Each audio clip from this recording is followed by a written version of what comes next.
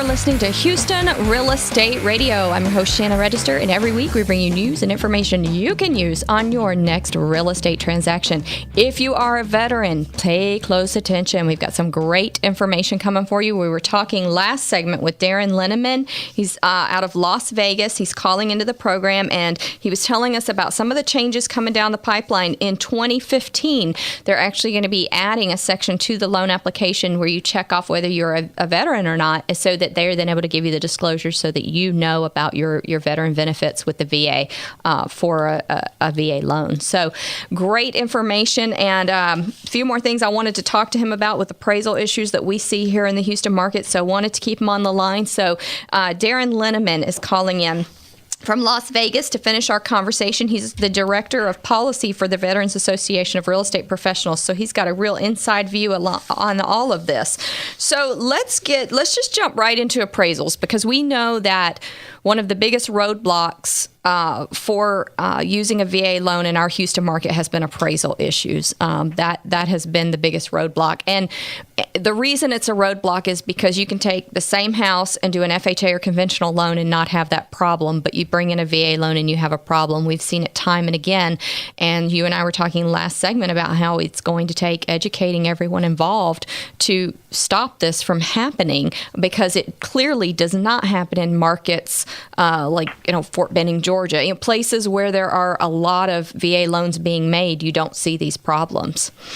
So, Darren, what do you think is gonna, or what do you see coming down the pipeline that can help with some of these issues we see in Houston? I think one of the biggest challenges as practitioners across the board, be it a realtor, a mortgage professional, in title, wherever, in the real estate industry, I think one of the biggest challenges when it comes to the VA loan, at least the mystique of the VA loan, is the appraisal. Mm-hmm. Everybody always seems to think that the VA appraisal comes in short. And I think over the years, the problem is that the panel was small and the service was, let's just say, below average.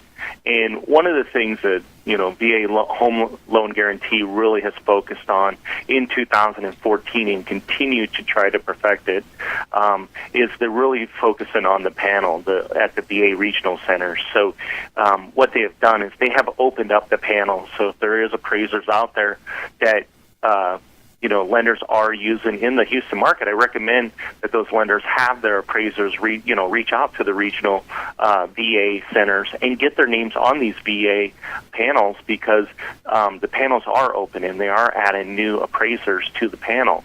The other thing that on top of that, what they've put in place, because one of the challenges that they had in the past was it was next to impossible to file complaints on some of these appraisers who weren't providing the service. Mm-hmm. This is totally available now with the VA regional centers. They do have a complaint process where you can file as a professional to the regional centers if you are having challenges with an appraiser. The other thing that the other thing they've done in the VA appraisal panels, they've put scorecards in place.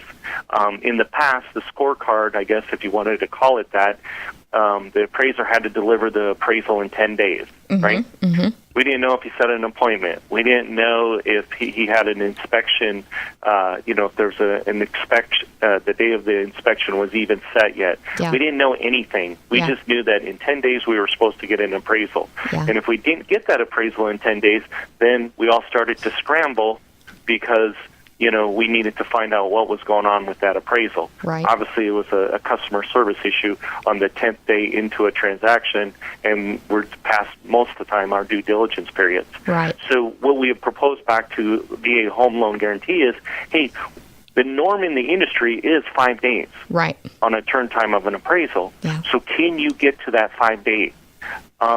With the VA Loan Guarantee, their goal by the end of the year 2014, they want to get it to 6 days, and during these turn times, they are being scorecarded. And now they're scored on, when you order to inspect the turn time. When the order goes in, the inspection is within 3 days, and then in place of that, once the inspection is complete, then they have 3 days to deliver the appraisal back to, the regional center so that the appraisal obviously can be forwarded to the lender.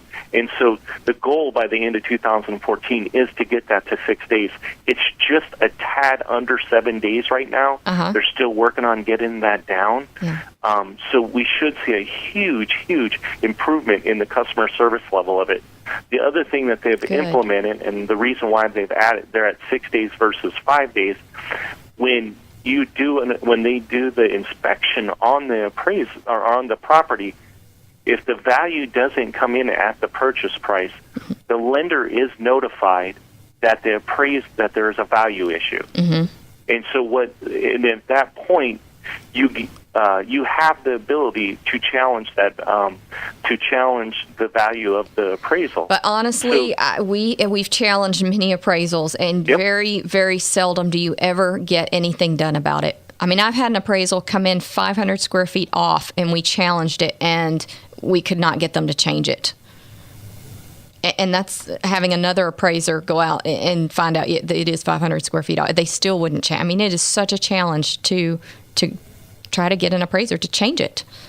And that's why they have, with having the dispute process in place, and then if we don't agree with that, that's why they have put the complaint. Obviously, as well as I do, when we're dug in and we're at the 21st day of a transaction, it's kind of late. Yeah. But in the process, that's why they've put the scorecard in place, because they are trying to eliminate the appraisers that are not providing the service levels that the industry needs. Good, yeah. And not that value is all about the service level of the industry, but providing solid appraisals back to the VA.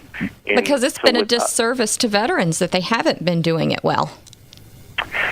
Yes. So, and that's why they have put in place, the complaint process, the dispute process. They've opened up the panels, the appraisal panels in all the regional offices to bring in better appraisers and then scorecard them to make sure that they're delivering the service that the industry and the veteran, need, so that the VA loan is a viable product for that veteran to secure home. And so that's what, obviously, they're not going to fix it overnight. No. And it is going to take time to go through the panel to eliminate the appraisers that are not providing service to the veteran and to the industry. But, it is definitely something that the VA, it is on their radar screen. They do know it's there. Very good. And they know the issue needs to be resolved. Very good. I'm glad they're on it. Okay, let's talk about the fair housing change that's in the works. There's a proposed change for fair housing. Realtors fall under fair housing, and currently the protected classes are race, color, religion, national origin, sex, disability, and familiar status. So they're trying to add veterans to that. Is that right? This is an initiative, with the Veteran Association of Real Estate Professionals. This is definitely an initiative that we're pushing for because, there is that mystique of VA financing and stuff like that. And I think when you talk about the protected classes and you talk about race or color or religion, it's a very defined person, so to speak, I guess. But with that, we want veterans to be protected under this same fair housing. And the reason why is because we really do believe that there is a lot of discrimination when it comes to securing a home, that the veteran is taking a back seat to, like you were saying earlier, Shannon, to the conventional loan or an FHA loan because, of the mystique of the VA loan. But, we want our practitioners, not that, and I don't believe that they're out there doing it wholeheartedly or anything like that. It's just bring it to their attention that, hey, look, this is discrimination, when it comes to veterans as a whole, as a group, when, you absolutely refuse their financing. And so we just, as a national initiative, we want that to, we want the practitioners in our industry to understand that, that the veteran, we want them as a protected class so that they are protected under this, so that if discrimination does exist in the process of, trying to buy a home, that they are, that they get a fair shot and they get a fair shot at purchasing that home. So let me just clarify what you're saying. So, for example, if a seller gets an offer from a veteran that's doing a VA mortgage, and they won't accept that offer, and say it's a full price offer, and they won't accept it, or maybe very rarely is a full price offer. Let's say it's close to a full price offer, right, and they won't accept it, and they don't counter it. That could be a fair housing issue. I mean, because consumers don't fall under fair housing. We as professionals do, but the consumer doesn't, and the seller is a consumer, right? So how would fair housing play into that when the seller's making that decision whether they're going to take that VA loan or FHA loan person?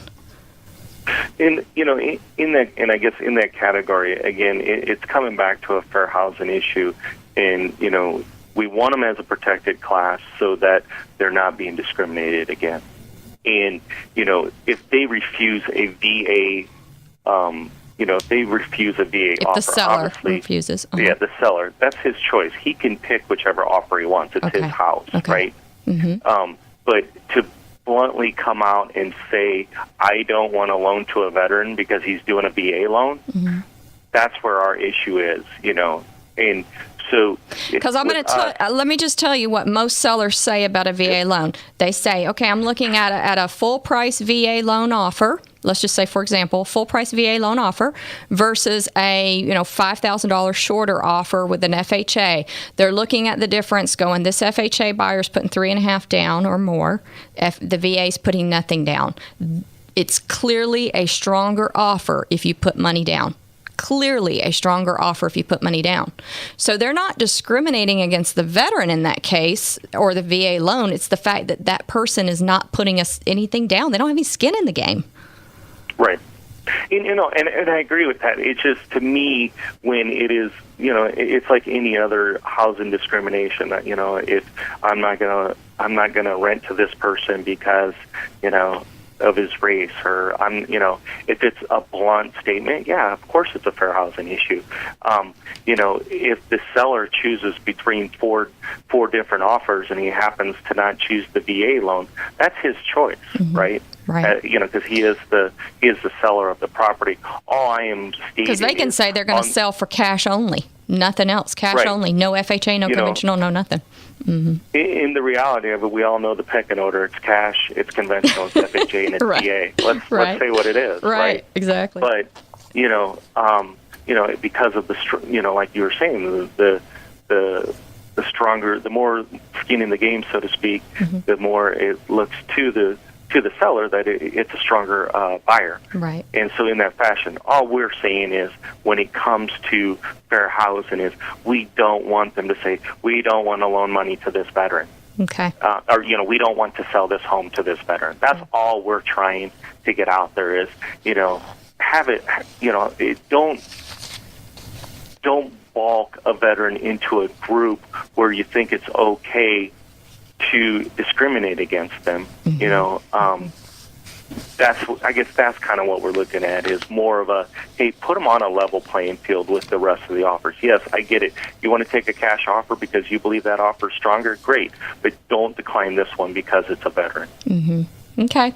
All right. Well, I appreciate you coming on the show, Darren. Lots of great information. Yep. I hope lots of veterans heard this today and found out a little bit more about using their VA benefit because it is a great benefit for veterans, and we appreciate our veterans and all that they do for us. So I appreciate you coming on the show and giving some great information. Thank you.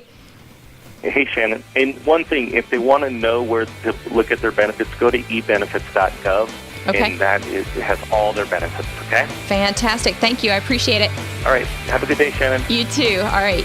Bye-bye. All right. Bye-bye. Thanks for listening to Houston Real Estate Radio. We'll be right back.